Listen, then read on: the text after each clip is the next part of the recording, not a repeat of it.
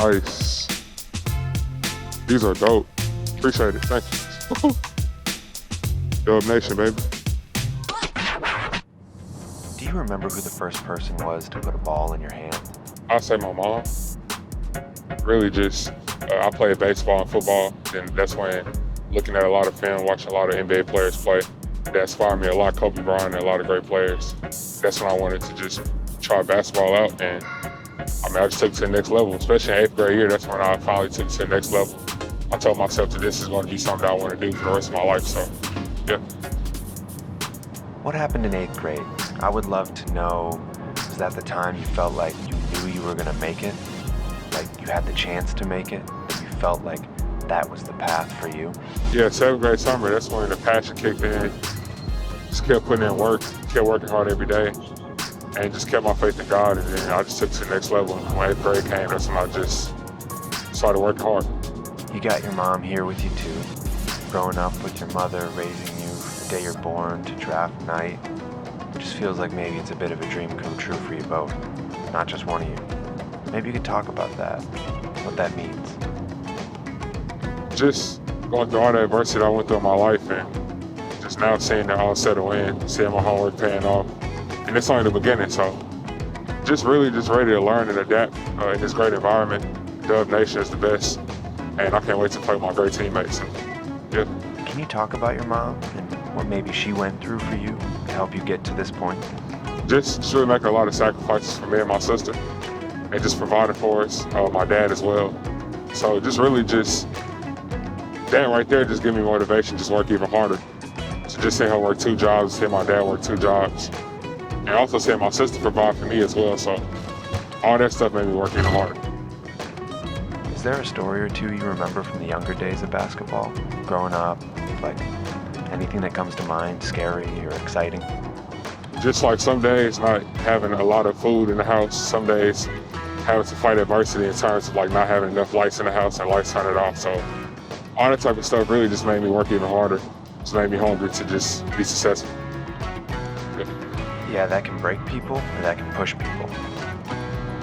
What about on the basketball front? Growing up with friends or the AAU days or any organized ball? Do you have any stories from when you were a kid that when you close your eyes and think back, a story comes to mind?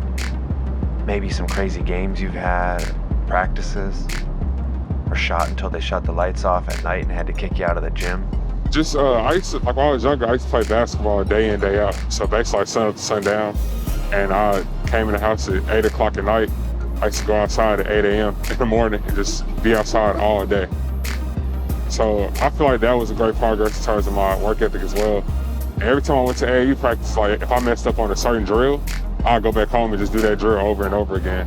Then go back to practice, and then once I do the drill, like I do it right because I worked on it. So just like having that sacrifice and that dedication towards your work means a lot. I've seen some of the interviews that you've given.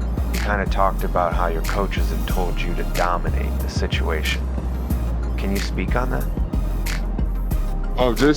I've always been kind of underrated when I was younger, so I don't take anything for granted. And like I know that we only live one life, so I just try to just attack every day like it's my last, and I just dominate every situation. So that's how I go about my life. Just dominate each moment, each situation, and just have fun with it.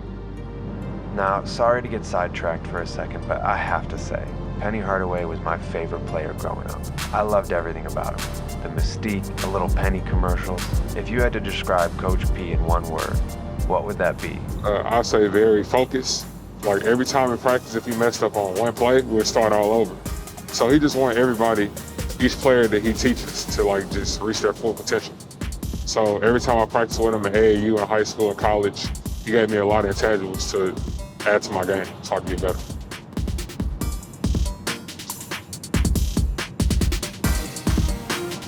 You talked about when you were starting to feel really good about your game, what Coach P meant to you as a player.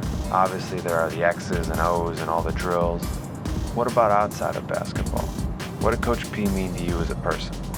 Just like outside of basketball? Yeah. Very charismatic guy, very funny guy.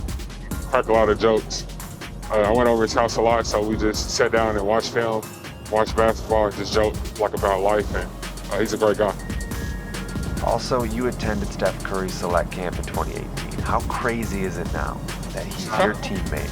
He's going to be calling for the ball, spotting up, coming off screens, dropping threes. How does that feel? It's crazy because I study his film a lot. And just like being able to play against him, being able to play with him is going to be great. And he's a great guy. When I went to Steph Curry Camp, he taught me a lot, like a lot of different moves and stuff. He gave me a lot of advice. I'm just working hard and just staying dedicated to my craft. So being able to play with him is going to be great. And I can't wait. Destiny. When you look at that photo, that's crazy how life works. Like, I literally had a Warriors jersey on, and now I'm playing with Dub Nation. Like, that's crazy. So I mean, it's by design, right? Yeah. God works in mysterious ways. That's true. Do you remember a moment? Do you remember a conversation? Do you remember anything from that time with Steph in that camp? Anything else that you wanted to elaborate on? So when I first came into camp, like all the campers, like we actually watched him work out. So he was just like really showing us like how to work hard and like how to approach the game and like how to approach every workout. So really he gave us advice of like just being dedicated and just working hard like every second and every workout and every game, because that's how you can be great. When you think about the Warriors organization, obviously they've had a pretty good run at developing homegrown talent leading up to this draft. Looking at your teammates, like Steph, Draymond, Clay, Jordan Poole, Loon, even back in the day like Chris Mullin, Al Adel, you're stepping into a really, really rich history of developing talent. How's that feel to you, knowing that we had you sitting at the top of our board and couldn't wait to get you in here? It feels great because having a winning tradition like this is great, especially me joining this tradition. It's so historical here. And I just can't wait to learn and just grow and just adapt as a player and just get better. That's my goal for my first year, just to get better and just learn as much as possible. Just to grow my game, so, yeah. You've obviously heard the news about Clay. How's that feel? Anything you want to say on that? Just all praise be to Clay and his family. And we will get through this. And I just can't wait to just play with Steph and Draymond and them guys. So praise up to Clay. He will get through it. And he's strong, so yeah. Coach Kerr leads the team with 4 core values: mindfulness, compassion, competition, and joy. I read the interview you gave to The Undefeated. You said that you wanted to bring joy to your hometown in Tennessee. Can you talk about that? Just basically bring my energy to Memphis. And just like when I committed to Memphis, just like the whole city just was so energetic because we was bringing basketball back. And we had a lot of great players that came along with me. So just bringing that joy in practice, bringing that energy in practice, being a high character guy, which I am, just going in there and just working hard every day and just having fun with it. And I feel like if you have fun with the game, then that's when everybody get better as well. Have you decided on a number? 33. That's all I want to do. 33, huh? What does 33 mean to you? Just because it got 13, so my first number was 13 and my second number in high school was 32, leading through, my high school career. So both of them got 3s in it, so I just put them together, 33. Yeah, that's simple. Yeah. I like the last. Yeah. Right over here. There you go.